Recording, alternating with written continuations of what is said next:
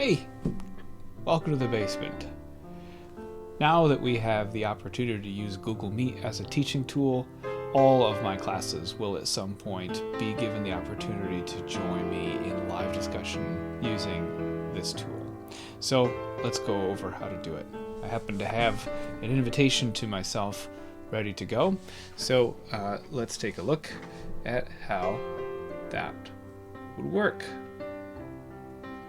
Okay, so here we are. It's class time, and we're going to join a Google Meet in our class. Go to Classroom, find our class.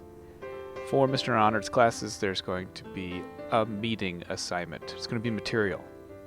Click on the link, and here's where you would look at your beautiful face. You can turn the camera off. You can turn your microphone off. This way you don't have to come into the class with your voice or your lovely face ready to go. You can also choose to present something on your screen. This will take you to a second window where you can choose a application that maybe you have open. Keep in mind though, if you don't have something ready to go here, you'll have to leave, which I had to. That's where that edit came from. When you're ready, click Join Now. Hey, there's your teacher. That's a good looking guy. And while we're looking at the interface, we should take a look at some other while you are in a meeting options that you have. First of all, if you start trying to talk, you'll notice that since I'm talking now, my Hangout thinks that I might want to use the mic. So you could look for that message if you are trying to participate in class and nothing's happening. It could be because you've left yourself on mute. It's also really helpful to remember that Control-D will turn on and off your microphone so that you don't always have to try to use your mouse to do so.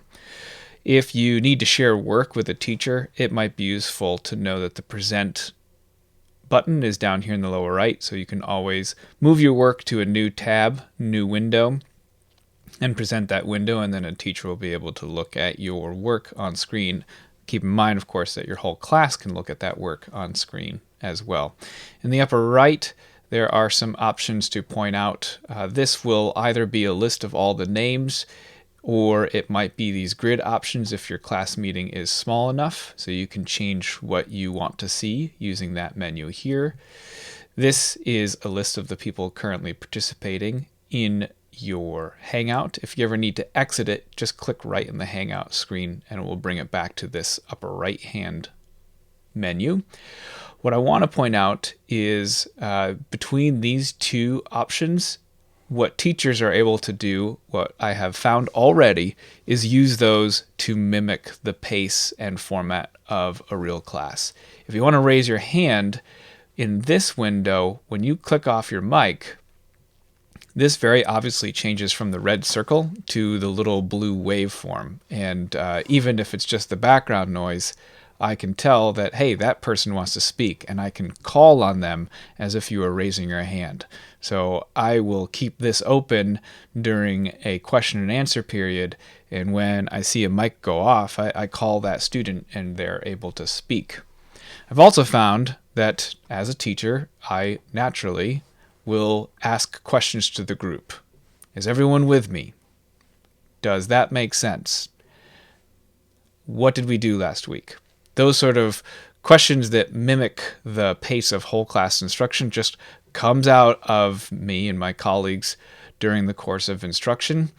If we ask that kind of question, what sort of groups do you remember us talking about last week? It is really helpful to just drop those in chat.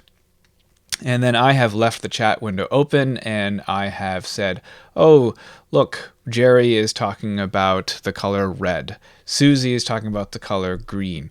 And as though I am relating answers to questions from the whole class to the whole class using my amplified voice, it works almost the same way.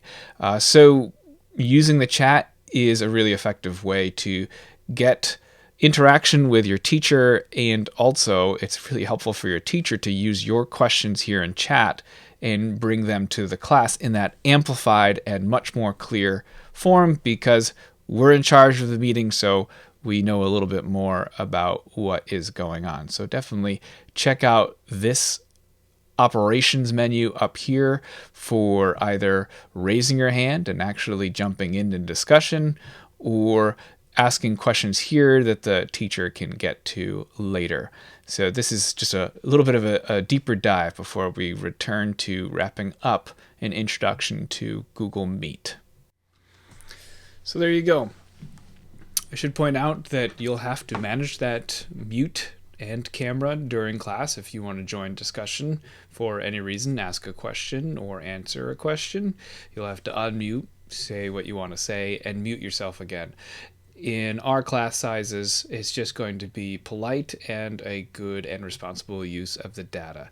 I should point out that this means that a camera view is going into your home, your microphone is going into you, so any behavior that you display, you're bringing that into a classroom. So it really needs to be the same expectations that we would have if we were in desks and I was in front of the room. There's no reason why I can't use my controls to remove you from the class if it's becoming a problem. I don't expect that to happen, but I should remind you that I am allowed to bring in administrators and remind you guys of the appropriate behavior you're supposed to be showing. Otherwise, this tool isn't going to be useful. So practice good community behavior when you join in on a Google Hangout and we'll be fine. So that's it, just a video on how to join Google Meet, and I look forward to talking to you live soon.